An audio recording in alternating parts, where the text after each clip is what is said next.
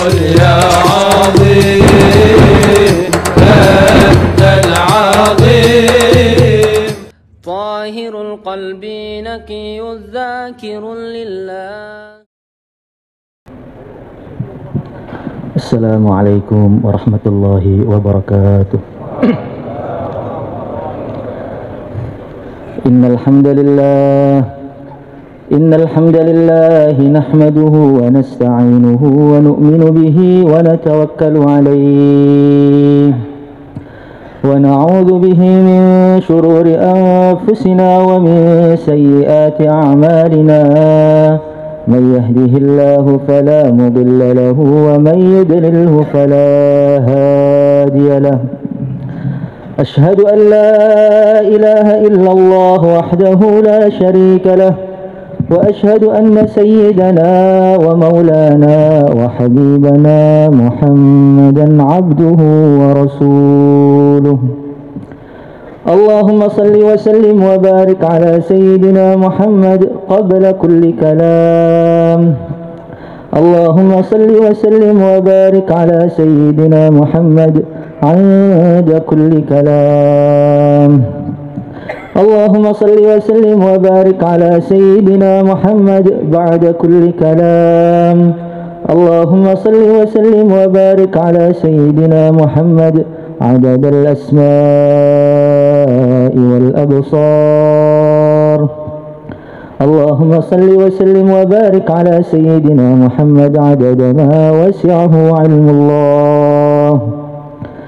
قال الله تعالى في كتابه الكريم: قل بفضل الله وبرحمته فبذلك فليفرحوا هو خير مما يجمعون. وقال عليه الصلاة والسلام: كل أمتي يدخلون الجنة إلا من أبى. قيل ومن يأبى يا رسول الله صلى الله عليه وسلم؟ قال رسول الله صلى الله عليه وسلم: من أطاعني دخل الجنة ومن عصاني فقد أبى. Para hadirin yang dimuliakan oleh Allah Subhanahu wa taala. Allah Subhanahu wa taala menciptakan kita di dunia ini, anak Adam ini tidak diciptakan dengan tanpa musuh. Allah Subhanahu wa taala menciptakan anak Adam di dunia ini, Allah memberi kepada mereka dua musuh. Ada musuh yang dari dalam, ada musuh yang dari luar. Musuh yang dari dalam ini namanya adalah nafsu. Innan nafsa la'ammaratun bisu'. Dalam diri manusia ini ada musuh yang dari dalam, yaitu nafsu yang selalu ngajak kepada keburukan. Yang nafsu itu begitu kuat. Saking kuatnya nafsu sampai iblis laknatullah alaih pun kalah dengan nafsunya. Siapa yang menghalangi iblis untuk taat kepada Allah? Siapa yang menghalangi iblis untuk tidak mau sujud kepada Nabi Adam? Yang menghalangi iblis bukan iblis yang lain, dia iblis sendiri. Yang menghalangi adalah nafsunya. Maka nafsu itu secara tabiatnya selalu ngajak kepada keburukan. Maka matanya manusia itu kalau diajak untuk melihat Quran 3 pojok aja sudah capek. Tapi kalau diajak untuk melihat HP semalaman ya kuat. Kalau mulutnya itu diajak untuk zikir baru sebentar aja, subhanallah, alhamdulillah, wa la ilaha illallah, Allahu akbar, sebentar aja sudah ngantuk. Tapi kalau diajak ngopi sambil ngunjing orang semalaman suntuk pun siap. Hadirin yang dimuliakan oleh Allah Subhanahu wa taala, itulah nafsu manusia. Kaki diajak untuk sholat berat, maka cari sholat yang paling cepat. Kalau sholatnya imamnya panjang sudah mengeluh. Ini imam ini nggak tahu bagaimana keperluan makmumnya ini. Hadirin yang dimuliakan oleh Allah Subhanahu wa taala, itulah musuh kita dari dalam yang begitu sulit untuk dikalahkan. Dan yang kedua ada musuh dari luar, yaitu syaitan laknatullah alaih. Allah Subhanahu wa taala berfirman, "Innasyaitana lakum aduwwun fattakhidhuhu aduwwa." Sesungguhnya syaitan itu musuh bagi kalian, fattakhidhuhu aduwwa. Maka jadikanlah syaitan sebagai musuh. Maka ada musuh manusia yang resmi dan yang resmikan Allah Subhanahu wa taala langsung. Adawatan qadimatan baqiyatan ila qiyamis sa'ah.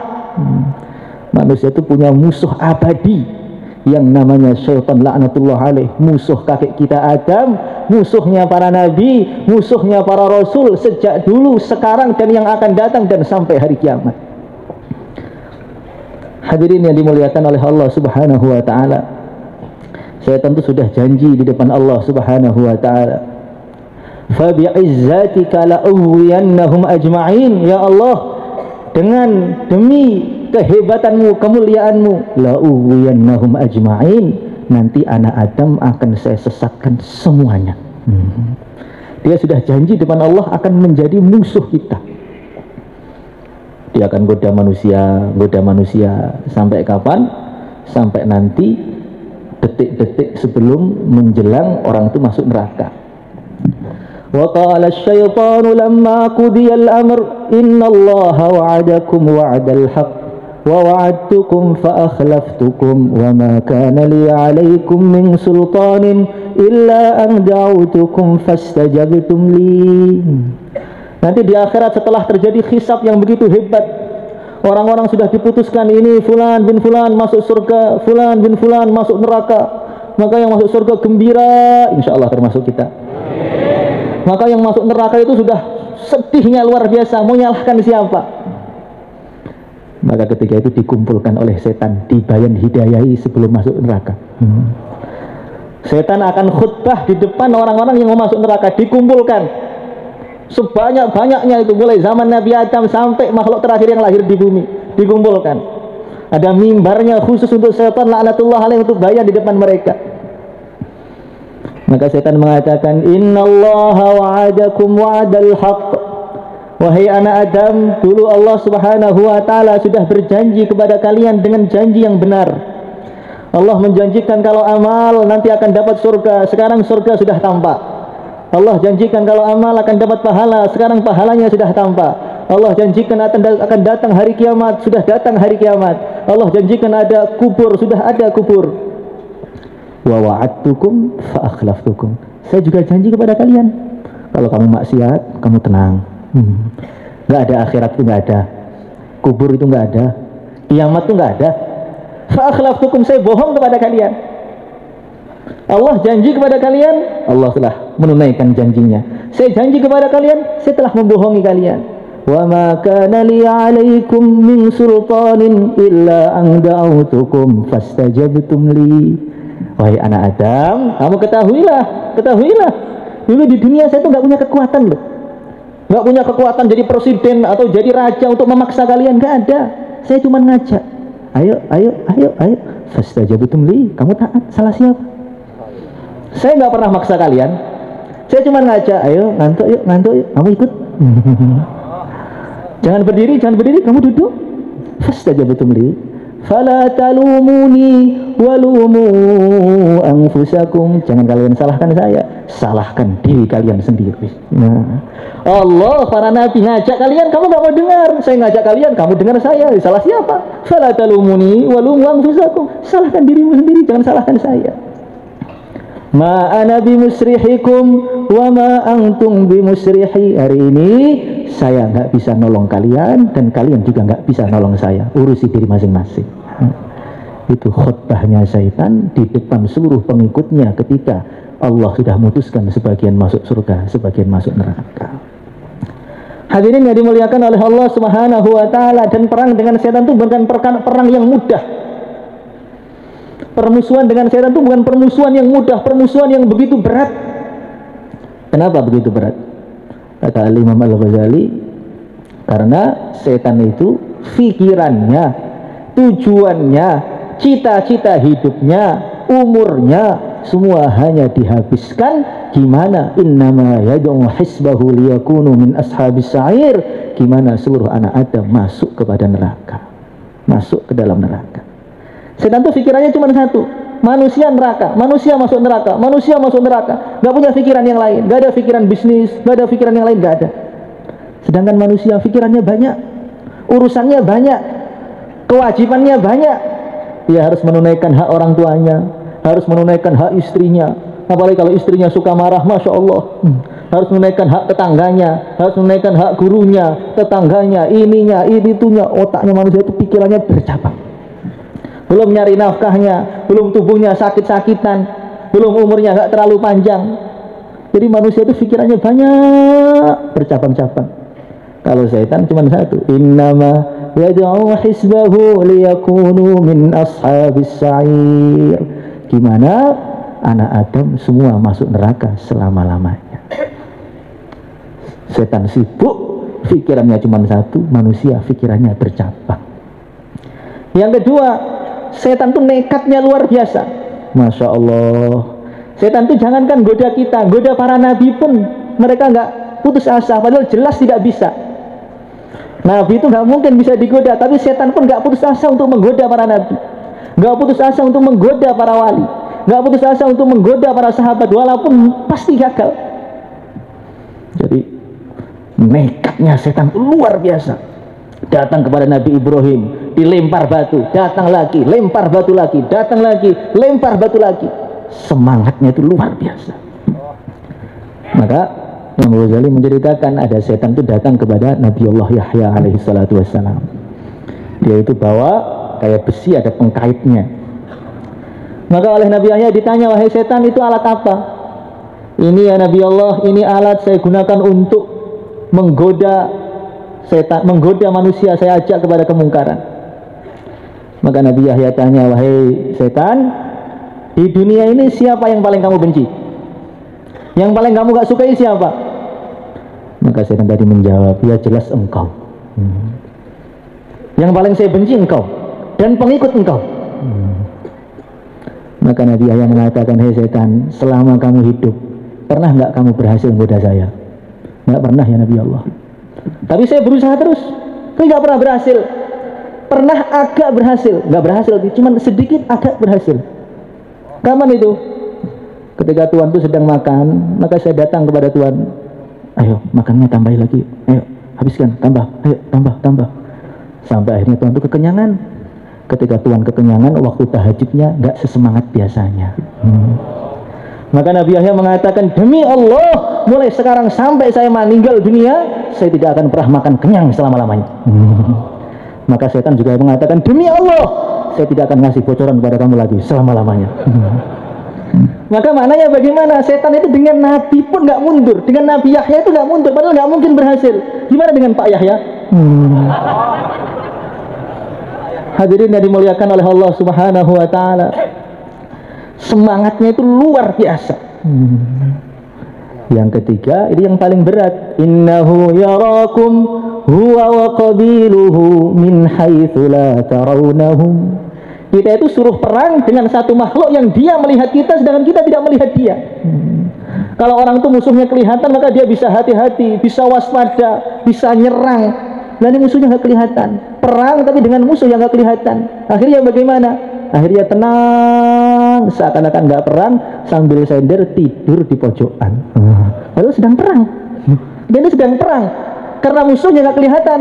Akhirnya tenang, sambil gudang garaman. Masya Allah. Hadirin yang dimuliakan oleh Allah Subhanahu wa Ta'ala.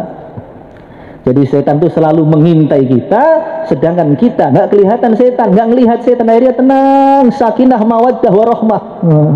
Akhirnya tengah-tengah bayan, bismikallahumma ahya wa bismika amut. Malah ada tidur. Hadirin yang dimuliakan oleh Allah Subhanahu wa Ta'ala. Dan yang keempat, setan itu pengalamannya sudah banyak.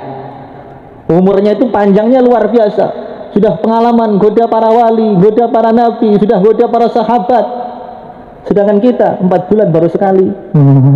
Masya Allah, umurnya pendek, pengalamannya dikit. Lawan setan yang pengalamannya ribuan tahun.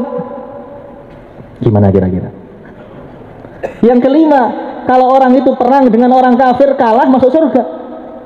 Jihad, kalah, syahid, masuk surga. Tapi kalau perang dengan setan, kalah masuk neraka. Jadi perangnya harus menang. Nggak boleh kalah, nggak boleh draw, harus menang. Masya Allah. Pikirannya cuma goda manusia, semangatnya luar biasa, pantang menyerah, bisa melihat kita, kita tidak bisa melihat mereka, dan kita harus menang. Hadirin yang dimuliakan oleh Allah Subhanahu wa Ta'ala, kalau kita melihat, dihitung-hitung pertengkaran kita dengan setan itu nggak mungkin bisa menang.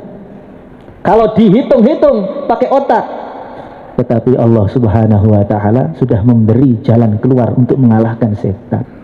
Wa imma yanzaghannaka minasyaitani nazghun fasta'idz billah. Allah berfirman, ketika datang godaan setan kepada kalian, fasta'idz billah, maka berlindunglah kepada Allah. Sehebat-hebatnya setan, sebanyak-banyaknya pengalaman dia, sekuat-kuatnya mereka, sebanyak-banyaknya pasukannya setan, tapi mereka itu makhluk yang gerakkan Allah. Maka kalau pengen ngalahkan setan, serahkan kepada Allah. Maka kita harus banyak a'udzubillahi minasyaitonirrajim, habis salat a'udzubillahi minasyaitonirrajim, mau makan a'udzubillahi minasyaitonirrajim, mau kumpul istri a'udzubillahi minasyaitonirrajim, insyaallah. Yang kedua, ngalahkan setan itu bagaimana? Sudah dibocorkan sendiri dengan oleh iblis. Iblis itu sudah tahu. Dia mengatakan, fa bi'izzatika la'uhwiyannahum ajma'in illa ibadaka minhumul mukhlasin. Ya Allah, anak Adam akan saya sesatkan semuanya ya Allah, illa ibadaka minhumul mukhlasin, kecuali hamba-hambamu yang kau ciptakan ikhlas ya Allah. Jadi iblis itu sudah tahu, nanti kalau saya goda orang-orang ikhlas, saya pasti kalah. Orang ikhlas itu nggak bisa digoda, digoda pun mesti gagal.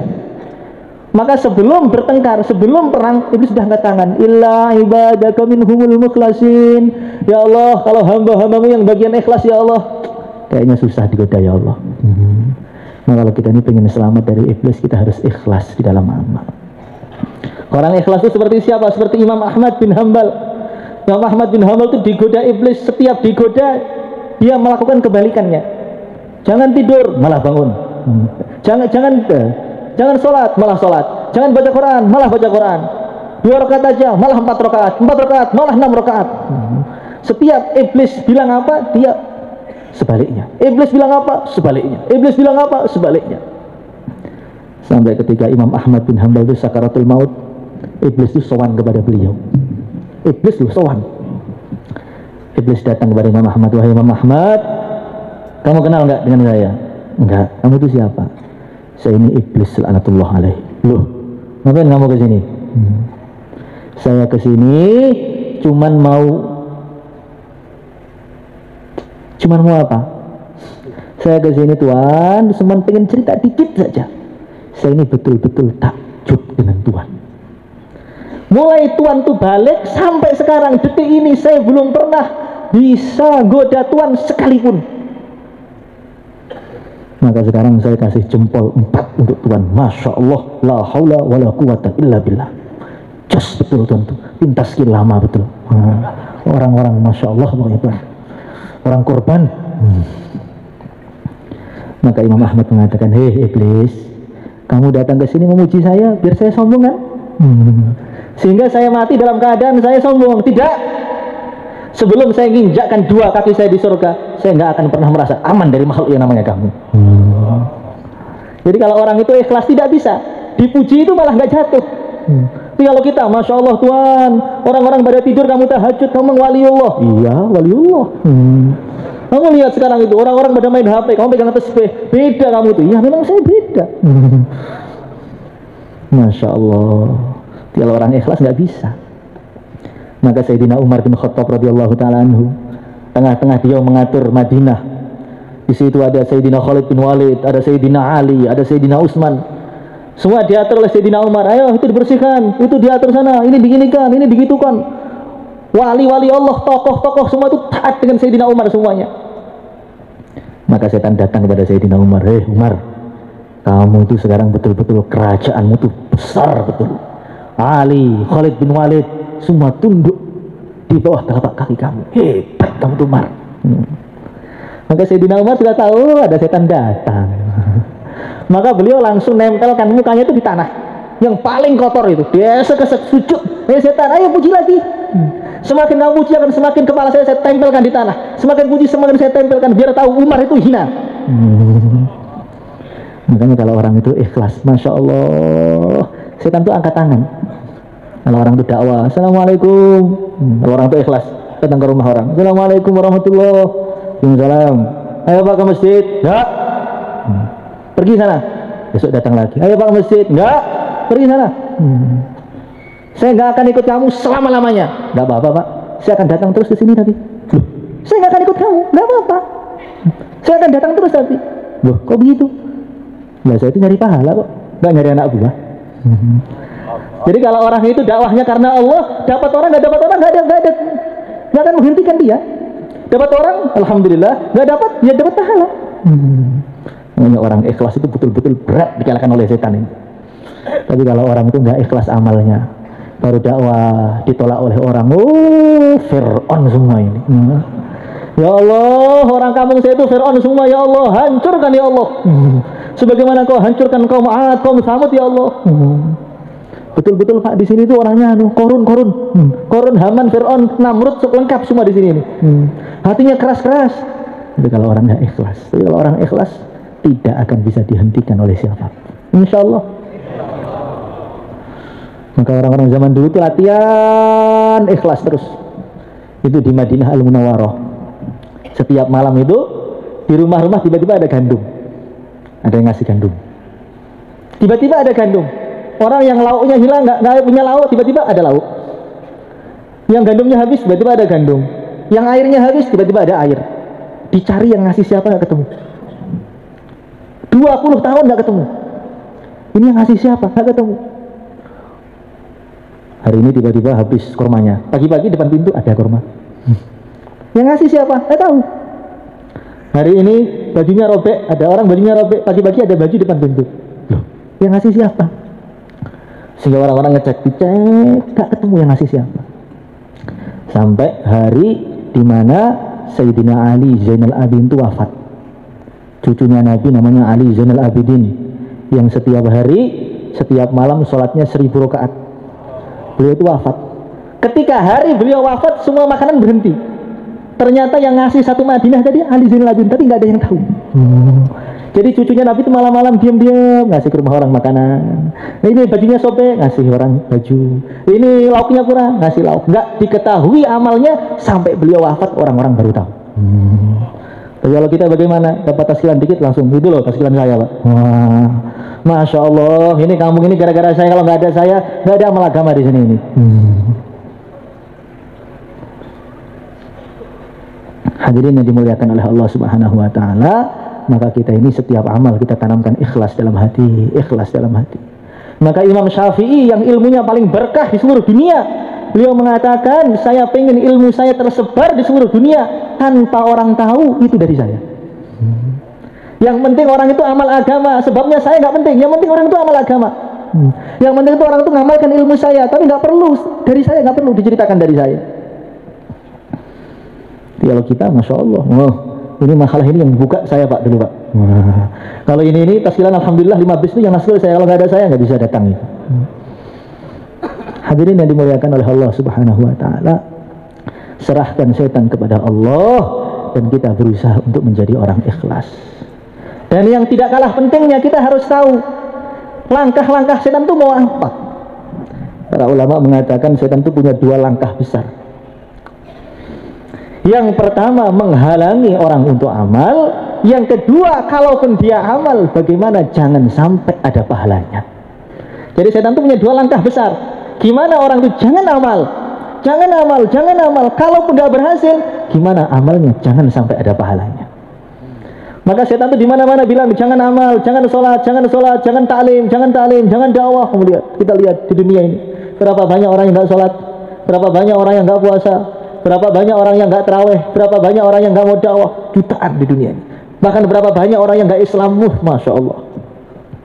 Kalaupun berhasil amal, punya langkah yang kedua.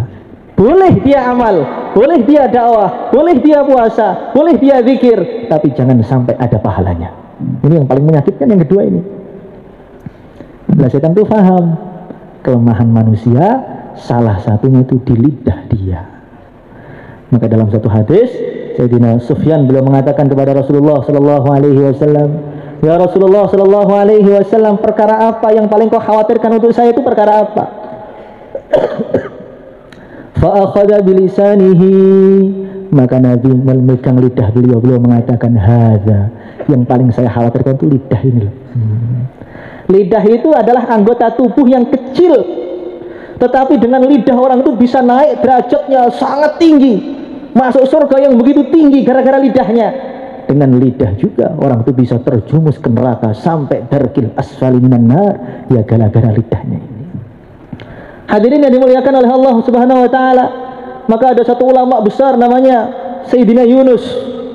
Beliau mengatakan, "Inni wajadtu nafsi tahtamilu mu'nata as-sawmi fil harri syadid bil Basrah wa la tahtamilu tarka kalimatin la ta'niha." Tubuh saya ini saya ajak puasa siang-siang, terik yang begitu panas kuat. Tubuh saya ini saya ajak berjuang fisabilillah, naik kuda, naik gunung, turun gunung kuat. Tubuh saya ini saya ajak zikir semalaman kuat. Tubuh saya ini saya ajak taklim mulai pagi sampai siang, siang sampai sore kuat. Tubuh saya suruh baca Al-Quran sehari 5 juz, 10 juz, 1 hataman kuat. Tapi tubuh saya ini saya ajak supaya ngomong, supaya tidak ngomong yang nggak penting itu loh, nggak kuat. Maknanya bagaimana? Menjaga lidah itu lebih berat daripada puasa, lebih berat daripada ibadah, lebih berat daripada dakwah, lebih berat daripada orang itu sholat semalaman suntuk.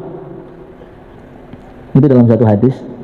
Sayyidina Abu Bakar As-Siddiq radhiyallahu ta'ala anhu duduk dengan Rasulullah sallallahu alaihi wasallam. Maka tiba-tiba datang orang nyaci maki beliau, dicaci maki. Dicaci, "Kamu tuh begini, begini, begini, begitu, begini, begitu." Sayyidina Abu Bakar tuh diam aja. Maka Nabi itu senyum. Lihat Abu Bakar, dia itu senyum. Lama-kelamaan gak kuat Sayyidina Abu Bakar itu. Dijawab dikit, gak semua, dikit. Dijawab 1, 2, 3, dikit aja. Maka tiba-tiba wajahnya Nabi itu memerah, marah. Langsung Sayyidina Abu Bakar ditinggal oleh Rasulullah SAW. Maka Sayyidina Abu Bakar nyusul Nabi, "Ya Rasulullah SAW, tadi saya dicaci maki orang, engkau senyum saja ketika saya nggak jawab. Ketika saya sudah mulai jawab, engkau memerah wajahmu langsung pergi. Kenapa ya Rasulullah SAW?" Maka Nabi mengatakan, "Wahai Abu Bakar, ketika kamu tadi diam, innahu kana ma'aka malakun yaruddu ank." Ketika kamu tadi diam, itu di samping kamu tuh banyak malaikat rebutan bela kamu. Dibela, rebutan ribuan malaikat bela kamu. Ketika kamu sudah mulai jawab, malaikatnya pada pergi, yang datang setan. Maka saya nggak mau duduk dengan setan, saya pergi aja. Hadirin yang dimuliakan oleh Allah Subhanahu wa taala. Maknanya bagaimana orang itu kalau bisa menjaga lidahnya, itu pembelanya itu malah banyak. Tapi kalau kebanyakan ngomong, setannya banyak. Dan sekarang itu bukan menjaga lisan, menjaga tangan biar nggak ngetik. Kalau dulu menjaga lidah, kalau sekarang nggak, menjaga tangan. Biar nggak nyati maki sana, maki-maki sini. Masya Allah. Maka bagaimana? Jangan sampai kita itu amal, terus pahala kita habis. Kita nyaci maki orang, kemudian caci maki kita dimasukkan ke grup A, grup B, grup C, tersebar seluruh Indonesia. Kita tidur di rumah, tidurnya nyak di rumah, kiriman dosa A kirim ke kita, dosanya B kirim ke kita, dosanya C kirim ke kita. Kita tidur dapat dosa gratisan seluruh Indonesia. Pahalanya habis, dapat dosa gratisan. Itulah yang paling disukai setan. Capek-capek amal, capek-capek ini sudah dengar bayan letih-letih, kemudian khidmat gunjing orang, pahalanya hilang semua. Maka bagaimana kita jaga lidah kita jaga jari-jari kita. Jangan sampai mengfitnah orang, jangan sampai menggunjing orang, jangan sampai mencaci maki orang. Insyaallah. Allahumma salli ala Sayyidina Muhammad wa ala ali Sayyidina Muhammad kama sallaita ala Sayyidina Ibrahim wa ala ali Sayyidina Ibrahim fil alamin innaka Hamidum Majid. Allahumma anta khalaqtana wa anta tahdina wa anta tut'imuna wa anta tasqina wa anta tumituna wa anta tahyina ya hayyu ya qayyum ya dzal jalali wal ikram. Allahumma faqihna fid din, 'allimna ta'wil, zidna ilma, zidna fahma, zidna nura, zidna barakah, زدنا ورعا زدنا تشريفا وتكريما ومهابة وبرا صلى الله وسلم على سيدنا مولانا محمد وعلى آله وصحبه أجمعين الحمد لله رب العالمين. الفاتحة. مولاي صل وسلم دائما أبدا.